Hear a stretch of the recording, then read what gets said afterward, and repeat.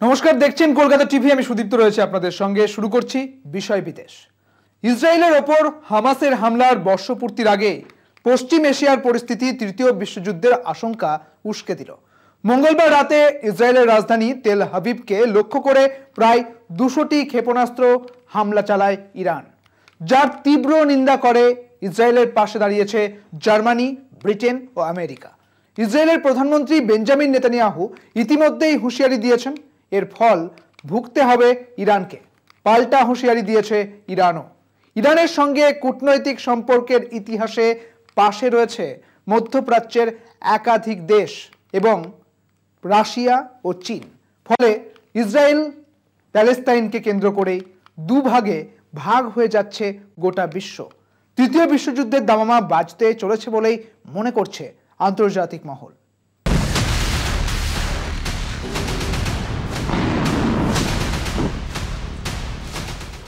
2022-এর 24শে ফেব্রুয়ারি শুরু হয়েছিল ইউক্রেন বনাম রাশিয়ার যুদ্ধ। সেই যুদ্ধের সময়ই রাশিয়ার আক্রমণের যৌক্তিকতা নিয়ে দ্বিধা বিভক্ত হয়ে যায় গোটা বিশ্ব। ইউক্রেনকে সামরিক সাহায্য দেয় আমেরিকা, ব্রিটেন, ফ্রান্স, জার্মানির মতো দেশ। আন্তর্জাতিক আদালতে যুদ্ধাপরাধী ঘোষিত হন রুশ প্রেসিডেন্ট ভ্লাদিমির পুতিন। তার নামে গ্রেপ্তারি পরোয়ানা জারি করে আন্তর্জাতিক আদালত। যদিও রুশ প্রেসিডেন্টের পাশে মৈত্রীর হাত বাড়িয়ে রাখে চীন, উত্তর কোরিয়া। সরাসরি পাশে না দাঁড়ালেও পরোক্ষে রাশিয়ার পক্ষেই ছিল ইরানও। নয়াদিল্লি অবশ্য এই ইস্যুতে ভারসাম্যের কূটনীতিতেই ভরসা রেখেছিল, যা নিয়ে অবশ্য আন্তর্জাতিক মহলের একাংশের সমালোচনার মুখেও পড়ে নয়াদিল্লির অবস্থান। তবে তখন থেকেই ধীরে ধীরে বিশ্বের ক্ষমতাশালী দেশগুলির বিভাজন স্পষ্ট হয়। তাইওয়ানকে ঘিরে চীনের সঙ্গে আমেরিকার মতবিরোধ বৃদ্ধি পায়। উত্তর কোরিয়ার স্বৈরাচারী শাসক কিম জং উনের ক্ষেপণাস্ত্র পরীক্ষা নিয়ে তীব্র আপত্তি জানায় মার্কিন যুক্তরাষ্ট্র। এরই মধ্যে রুশ প্রেসিডেন্ট চীন সফর করেন। শি জিনপিংও মস্কো সফরে গুরুত্বপূর্ণ চুক্তি সারেন পুতিনের সঙ্গে।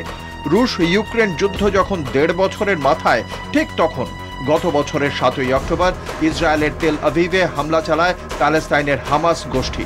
নিরীহ সাধারণ নাগরিক সহ প্রায় 1200 জন নিহত হন সেই রকেট হামলায়। ইসরায়েলীয় বিদেশি নাগরিক সহ অন্তত 250 জনকে পণবন্দি করে হামাস সেনা। ঘটনার তীব্র নিন্দা করে পাশ্চাত্য দুনিয়া। ইসরায়েলকে সরাসরি সমর্থন করে আমেরিকা, পাশে দাঁড়ায় ব্রিটেন, ফ্রান্স, জার্মানির মতো ইউরোপীয় রাষ্ট্রগুলিও। শুরু হয় ইসরায়েলের প্রত্যাঘাত, শুরু হয় দুপক্ষের রক্তক্ষয়ী সংগ্রাম। এখনো পর্যন্ত যে যুদ্ধে শুধু 40,000 প্যালেস্তিনীয় নিহত হয়েছেন। হামাসকে সমস্যায় ফেলতে প্যালেস্তাইনের সীমান্ত বরাবর সব রাস্তা আটকে দিয়ে নিত্য প্রয়োজনীয় খাদ্যদ্রব্য থেকে জরুরি পরিষেবার প্রবেশ আটকে দেয় ইসরায়েল, যার ফলে চরম খাদ্য সংকটে পড়ে প্যালেস্তাইন তথা হামাস সেনা। হামাসদের একের পর এক জেরায় রকেট হামলা চালিয়ে গুঁড়িয়ে দেয় ইসরায়েল। নিহত হন হামাসের একের পর এক শীর্ষ নেতা। হামাসের এক শীর্ষ নেতাকে ইরানের এক হোটেলে হত্যা করা হয়। তবে হাত গুটিয়ে বসে নেই ইরান। পাল্টা জবাব দেওয়ার হুঁশিয়ারি দেয় ইরান। সেই মতো শুরু হয় প্রস্তুতিও। একদিকে আগেই ইসরায়েলের বিরুদ্ধে হাতিয়ারে শান দিয়ে প্যালেস্তাইনের পাশে দাঁড়িয়েছিল ইয়েমেনের হুতি এবং লেবাননের হেজবোল্লাহ গোষ্ঠী। ইসরায়েলের বিভিন্ন অংশে রকেট হামলা থেকে গোলাবর্ষণ করে Hezbollah.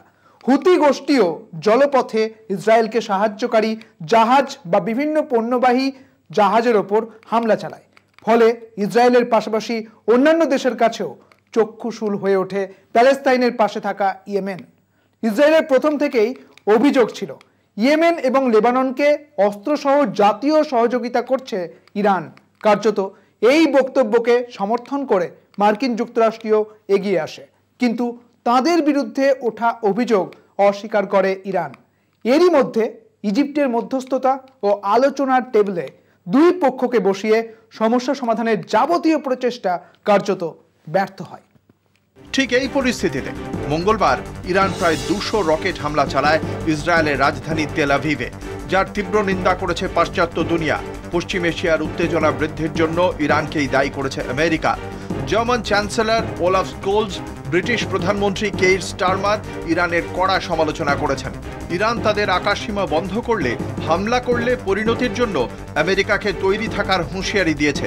In the last few hours, the Iranian regime has launched over 200 ballistic missiles at civilian targets in Israel. It's too soon to assess the impact fully, but I utterly condemn this attempt by the Iranian regime to harm innocent Israelis, to escalate this incredibly dangerous situation and push the region ever closer to the brink. অন্যদিকে মন্ত্রিসভার বৈঠক শেষে ইসরায়েলের প্রধানমন্ত্রী Benjamin Netanyahu জানিয়েছেন, তেল আভিভে ইরানের ক্ষেপণাস্ত্র হামলায় তেমন ক্ষতি না হলেও এর ফল ভুগতে হবে ইরানকে।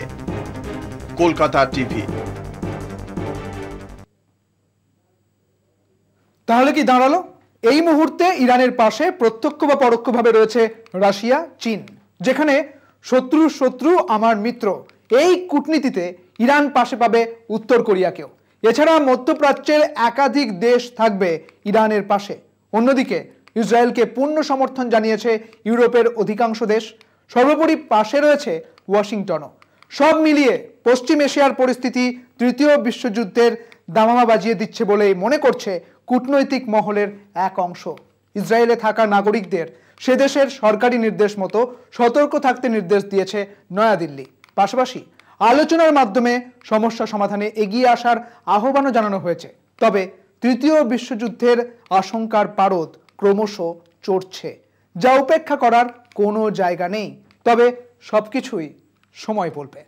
বিষয় বিদেশ আজ এই পর্যন্তই। দেখতে থাকুন কলকাতা টিভি, রাত দিন 7 দিন।